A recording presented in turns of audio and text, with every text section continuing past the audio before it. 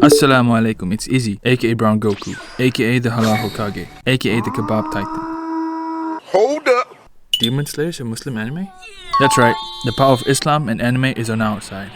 Like bro, it's so obvious. She's wearing a hijab, this guy is making sujood, this guy straight up has a tasbih and he's probably crying from doing zikr or something. And here you can see the leader of the Demon Slayers praying tahajjud.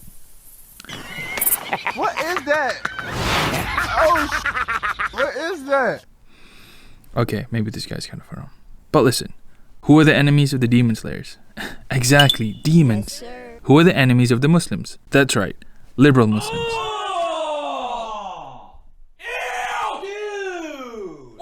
Nah, okay, I'm kidding. Chill, relax. It's demons, aka Shaitan. So from this simple equation, we can conclude that the Demon Slayer Corps is a Muslim organization that fights demons in the name of Islam. The prophecy is true. Okay, chill. Before any of you go Super Saiyan in the comments, just to be clear, I'm highlighting some concepts and themes that reflect Islamic values that are prevalent in the show. So we Muslims can benefit from them, inshallah. That's it. But hey, if you're a non-Muslim watching, welcome. What's up? In fact, you're also welcome to getting yourself a Quran.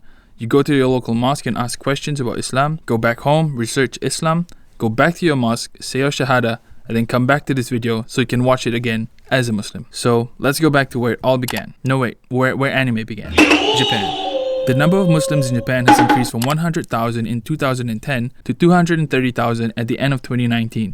The country now has 114 mosques compared to just 24 in 2001. That's a W right there. Shout out to the Japanese brothers and sisters. MashaAllah. So with Islam being the fastest growing religion in Japan, are there any Muslim anime? Despite one of the most iconic characters in all of anime being Muslim, references to Islam in anime are few and far between.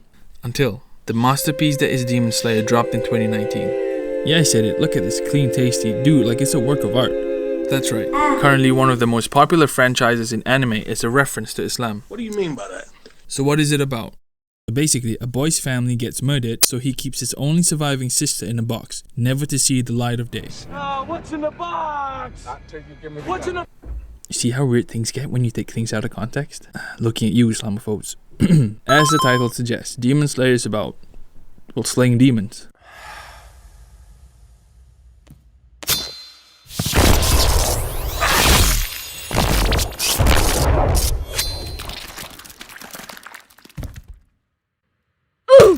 The story follows a boy named Kamado Tanjiro. Ever since the death of his father, the burden of supporting his 4 siblings and mother has fallen upon his shoulders.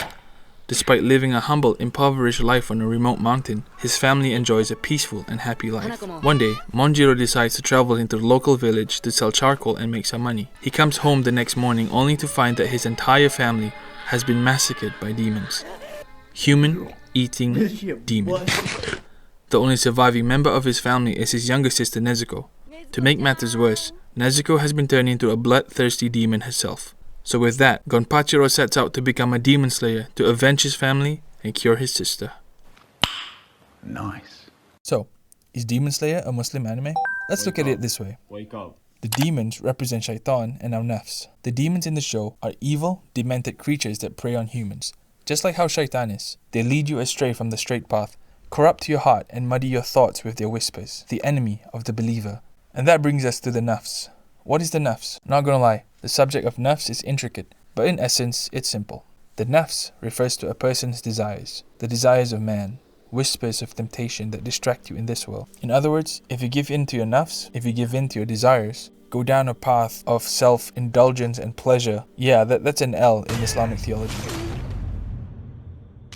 But put those two concepts together. The fights in the show are the physical representations of the internal struggle against our desires. Otherwise known as jihad al-nafs, the internal struggle against one's lowest self or base instinct. The desire to lead a self-indulgent life, just seeking pleasure after pleasure to feel your satisfaction. But a true warrior will realize that the struggle against our desires is an ongoing battle. The stronger our iman gets, the harder the battle becomes. But the more we continue to fight, the more successful we become, inshallah.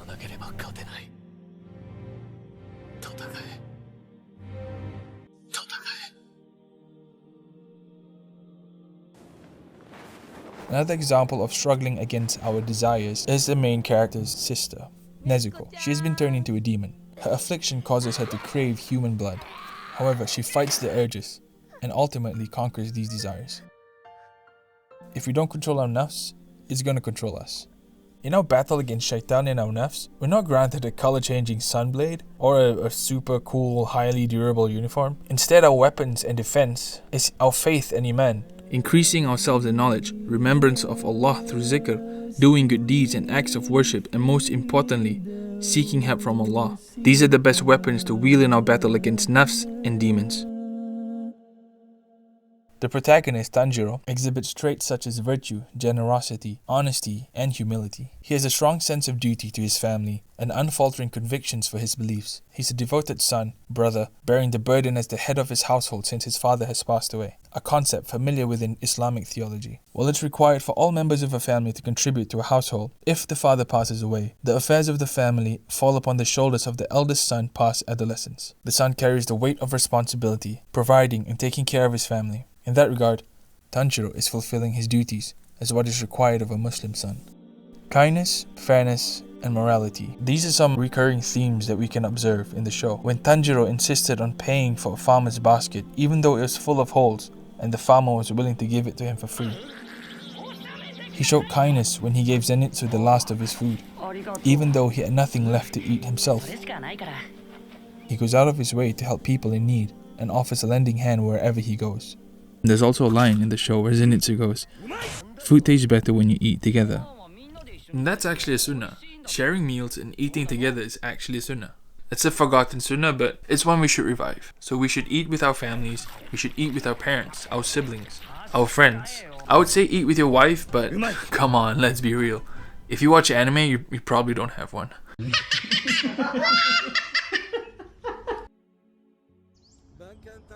Teachings on morality and conduct constitutes a major part of Islam. Traits and qualities like these, they're taught in Islam and held in high regard. We as Muslims have a plethora of examples by the actions of the Prophets, peace be upon them all, and the best of examples in the Prophet Muhammad, peace and blessings be upon him. He is a pinnacle of good conduct and character.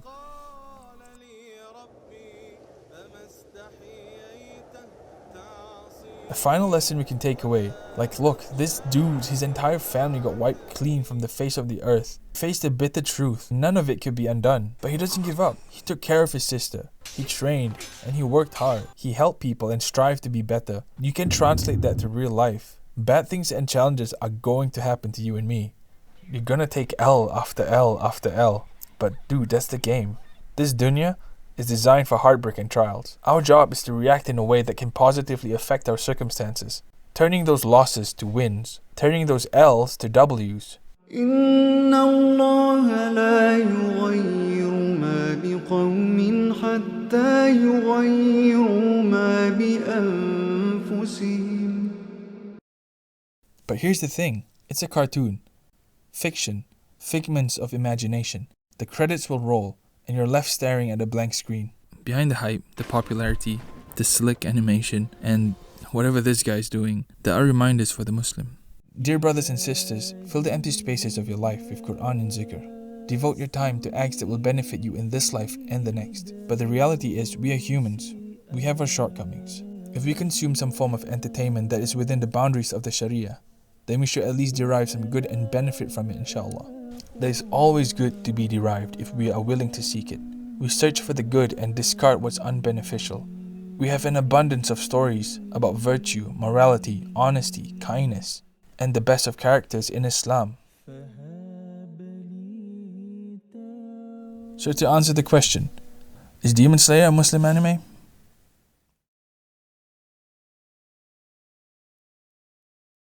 It's not. It's really not. Okay.